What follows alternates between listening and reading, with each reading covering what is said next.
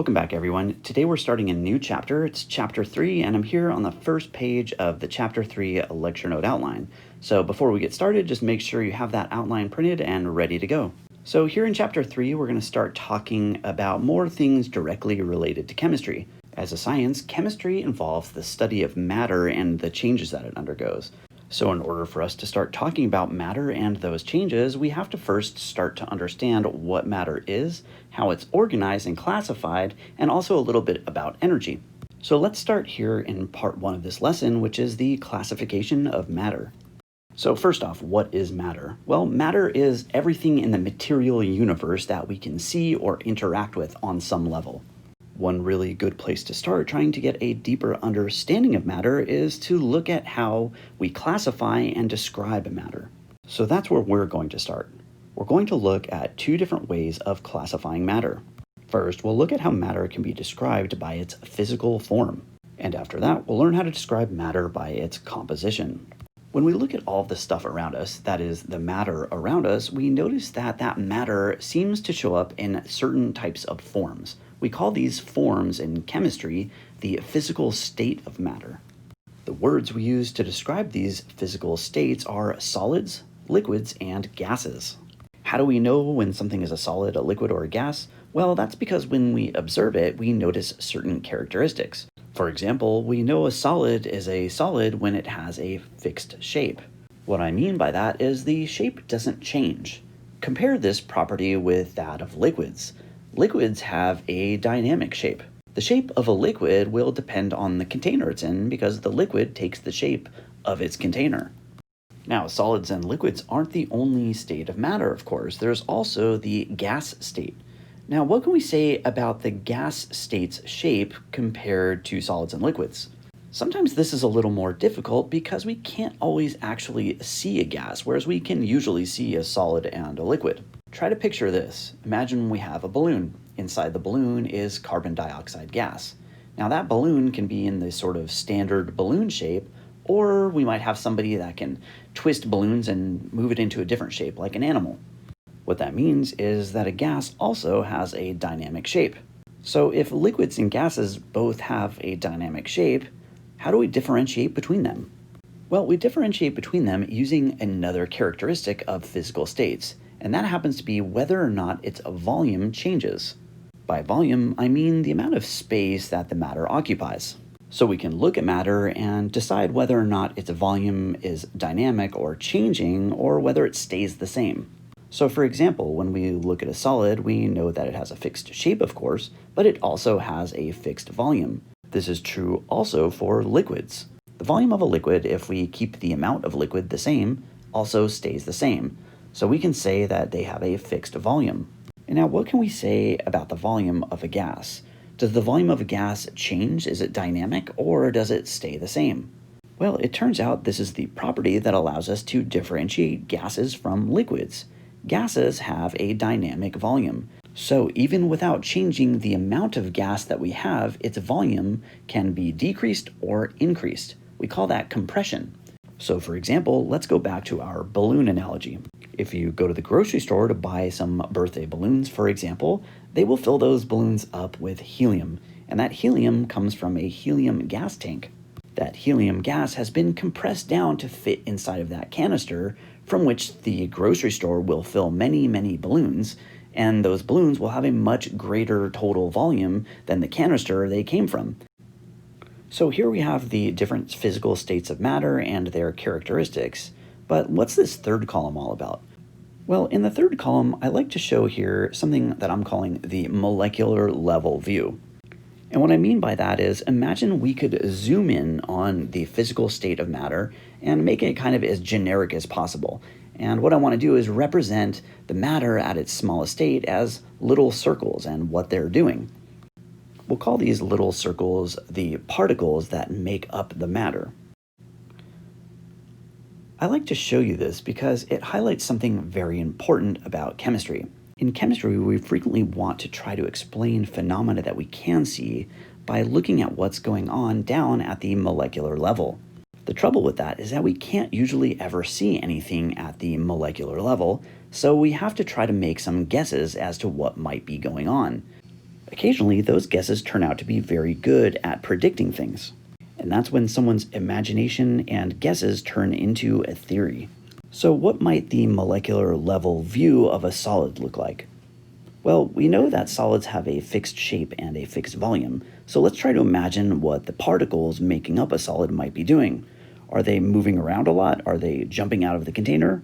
Well, no. They should all be basically locked in place, not really moving much. Now, they're probably moving a little bit, and I would describe that as point vibrations, so they're staying in place and just wiggling around. Now, what about the particles that make up a liquid? In a liquid, we have a dynamic shape and a fixed volume. So how will the particles in a liquid be different than a solid? Well, they should be moving around. Why? Well, think about this. If we put a liquid in a container, how would that liquid take the shape of the container unless the particles move to bump into the walls of the container? When you put a lump of sugar into a coffee cup without any liquid in it, that lump of sugar stays in the middle. The particles that make up that solid don't move out from the cube of sugar to hit the walls of the container. That's why we might suppose that the particles in a solid aren't moving around, but the ones in a liquid are. Now, what about gases? Gases have both a dynamic shape and a dynamic volume. So what does that say about their particles? Well, we know that if they have a dynamic volume, that the particles can escape the container. So that's an important point. We also know that if they're escaping the container, they must be moving around quite a bit, and they might have quite a bit of space between them. Now, in this class, we're actually going to have a chance to go in detail on each of these states of matter and learn about their individual characteristics and special properties. But for now, though, let's continue our discussion of how matter is classified. In addition to physical state, we can also classify matter by its composition. When classifying matter based on composition, we consider if the matter is composed or made of one type of substance or more than one type of substance. For example, we have something known as mixtures. Mixtures are matter that is composed of more than one type of substance. It turns out that most matter that we encounter is a mixture of more than one type of substance. One of the important properties of mixtures is that each component in a mixture retains its own properties. So, for example, if you made a mixture of salt and sugar and dissolved that in water so that they mixed really well, and then you evaporated the water, you would still have a mixture of salt and sugar. That salt and sugar, if you tasted it, would both taste salty and sweet. This is because each component in the mixture is retaining its original property, the one I've described here being flavor. There are two types of mixtures that we encounter. Some mixtures we describe as homogeneous. Homogeneous mixtures are uniform in their mixture content. There are also heterogeneous mixtures.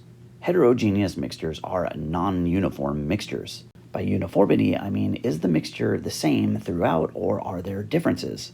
So, for example, if you look at some standard Jell-O, we would describe this as a uniform mixture because it's the same in all of its parts. This would be called a homogeneous mixture. Now, what if we made the Jell-O with some fruit embedded in it? This Jell-O is a non-uniform mixture, otherwise known as a heterogeneous mixture because it's not all the same throughout the entire mixture. So when we have matter that is composed of more than one type of substance, we refer to that matter as a mixture. Now, what if we have matter that is only composed of one type of substance? In this case, we refer to the matter as a pure substance because it only has one type. An important property of pure substances is that they have properties that are constant from sample to sample. This is important for us to identify different types of pure substances. What we do is we look at their properties, and if the properties match exactly, we can say that it might be the same substance. However, if the properties are different, it's definitely not the same substance. Now, how do we know when we have a pure substance or not? Well, it turns out there are many tools we have available in chemistry to help us do that. For now, note that pure substances cannot be separated into other pure substances. That makes sense if we only have one type of substance. Obviously, we wouldn't be able to separate it into something else. Now that we know what pure substances are, let's describe them further. It turns out all pure substances are one of two things. Pure substances are either compounds or elements. The distinction between compounds and elements is a very fundamental one when we're trying to understand matter. So what exactly are compounds and what are elements? Well, let's talk about elements first. Elements are the fundamental building blocks of matter. Specifically, elements are a type of pure substance. They are pure substances that cannot be decomposed into simpler substances. So they are the simplest type of pure substance that one can have. We haven't discussed atoms yet, but for now, note that elements are composed of only one type of atom. And this brings us to compounds. Compounds are also pure substances. However, they are pure substances that can be decomposed into simpler substances, and it turns out they are made of more than one type of atom. Another way of looking at this is compounds are pure substances that are made from combinations of elements. So now that we know a little bit more about how matter can be classified by composition, let's go to the next page and try this out ourselves. Now, if you've printed the lecture note outlines and they're not in color, you can follow along still by looking at the colors I have here because they'll definitely help us go through this diagram. The reason I say that is we're going to use color to help us differentiate between things that are the same and things that are different. Take a look at the diagram that I have here and see if you can classify each of these different boxes by the type of matter that we're looking at. So, for example, try to distinguish each one as being either an element or a compound or a mixture. So go ahead and pause the video, and when you unpause the video, we'll discuss. In the first box, we see a single colored sphere. The first question we want to ask is this a pure substance or is it a mixture? Remember, a mixture contains multiple substances. Because we only have one type of substance here, this must be a pure substance. Now remember, there are two types of pure substances. There are elements and there are compounds. Compounds are composed of more than one element, whereas elements just have the one type of thing. So what do you think? Is this box representing an element or a compound? Well, that's right. This box represents an element because we only have one color of sphere. If there was a red sphere and a blue sphere together, that would be a compound. Now let's take a look at the second box. What do you think about this? Are we dealing with a pure substance or a mixture of different substances? Well, that's right. This also represents a pure substance because we only have the one type of sphere and they're all identical to each other. So now we have to ask ourselves the question again, is this an element or a compound? Remember, an element has only one type of atom in it, whereas a compound has more than one type of atom. If these colored spheres represent types of atoms, notice we only have one type, the blue type. That means we're dealing with an element here as well. Now, what about the next box? Are we dealing with a pure substance here or a mixture? Well, again, because we only have one type of thing here, we would classify that as a pure substance. The question is it an element or a compound? Well, that's right, this is a compound. We know this is a compound because we have different colored spheres. If the different colors of the spheres represent different types of atoms, that means each of these units here represents a combination of different atoms, making this a compound of elements. And now we get to the last box. What do we have here? Are we dealing with a pure substance or a mixture? Well, that's correct. This is definitely a mixture. How do we know that it's a mixture? Well, we have different colored atoms, of course, but we also have different types of substances. Notice that we have two different types of elements and we have one type of compound. Now, you might have noticed in the examples above, we can't differentiate this last mixture as being heterogeneous or homogeneous. That's because we're dealing at the molecular level.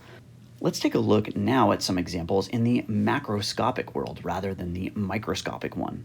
What I want you to do is pause the video and see if you can classify each of these examples as a compound, a mixture, and if it is a mixture, whether or not that mixture is homogeneous or heterogeneous. When you unpause the video, we'll discuss. When we dissolve some salt in water and stir it around so that all of the salt has been dissolved, and we look at it, we notice that it is uniform throughout the entire mixture. It looks identical with regular water. For this reason, we call it a homogeneous mixture because it's uniform throughout. What about carbon dioxide? Carbon dioxide is a compound consisting of the elements carbon and oxygen in a particular ratio. It has the formula CO with a subscript 2 to represent two oxygen atoms bonded to one carbon atom. Because carbon dioxide consists of more than one type of element, it's classified as a compound. Now, what about sand? At first glance, sand seems pretty homogeneous. It's all these little particles, little grains that are basically similar in color, similar in size, etc. But if you look at sand under a microscope, you'll find that it's much more interesting than that. Here's a magnified sample of sand that was collected on a beach in California. You'll notice it has a lot of different type of stuff and is very cool. We've got seashells and grains of glass that have been worn down by the water and lots of different colors, sizes, and shapes. So sand is definitely a mixture, and it's probably best to call it a heterogeneous mixture because it's not uniform throughout. What about Jell-O? Well, we already talked about Jell-O on a previous page, so I guess the surprise is spoiled. As I mentioned earlier, we would call Jell-O a homogeneous mixture because it's uniform throughout. What about the sky on a cloudy day? Well, that's right, a cloudy sky would be a heterogeneous mixture because of the different things within it. We have clouds, we have sky, maybe we have a bird, that sort of thing. What about mouthwash? Well, if you look at mouthwash from the store in a bottle, assuming nothing bad has happened to it, we would classify that as a homogeneous mixture because it's uniform throughout. Okay, so that's part 1 of the Chapter 3 lecture note outline. Now we move into part 2, where we're going to discuss properties of matter. I've divided this video lesson into 3 different parts. We just finished the first part, which is classification of matter. In the next video, you will learn about the properties of matter, and then in the third part, we'll learn about the properties of energy. So this might be a good place to take a break. When you come back, take a look at the next video in this lesson where we'll discuss properties of matter.